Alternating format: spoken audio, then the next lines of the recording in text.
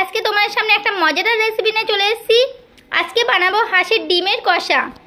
হাঁসের ডিমগুলো আমি আধ ঘন্টা ধরে সেদ্ধ করে নিয়েছি, কিন্তু আধ ঘন্টা সেদ্ধ করে নিয়েছি। আর এই যদি ওটা হাঁসের ডিম হতো হয়তো তাতেই সেদ্ধ হতো, আমার মনে হচ্ছে মানুষের ডিম এইটা।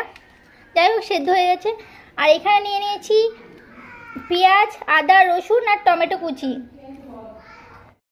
তার জন্য নিয়েছি টমেটো কুচি, পেঁয়াজ,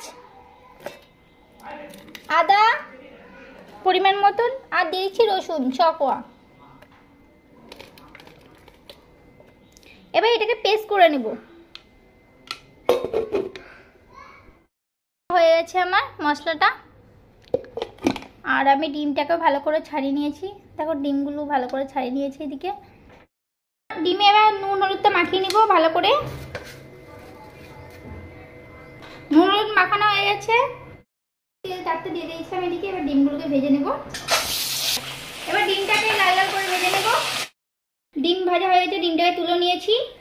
আর এই কড়াইয়ের মধ্যে দিয়েছি তেজপাতা, শুকনো লঙ্কা, গোটা এলাচ আর গোটা লবঙ্গ আর শুকনো লঙ্কা ফোড়ন দিয়ে পেঁয়াজ কুচি। পেঁয়াজটাকে হালকা লাল করে ভেজে নেব। দিচ্ছি মশলা পেস্টটা। আমি হালকা লাল করে পেঁয়াজটা ভেজে নিয়েছি, দিয়ে দিলাম মশলা পেস্ট।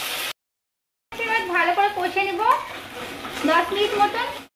10 মিনিট কষানো হয়ে গেছে। এবার দিয়েছি হলুদের গুঁড়ো, জিরের গুঁড়ো, ধনের গুঁড়ো আর দিয়েছি পরিমাণ মতো লবণ। এবার ভালো করে কষিয়ে নেব 2 মিনিট।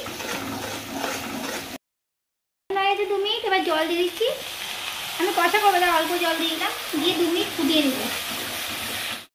2 মিনিট ফুটে গেছে। ঝোলটা এবার দিয়ে দিচ্ছি ডিমগুলো দিয়ে ভালো করে কষিয়ে নিব আরো 4 মিনিট। একদম কষা কষা টাইপ হয়ে যাবে। আমার হয়ে গেছে, এবার নামিয়ে দেব।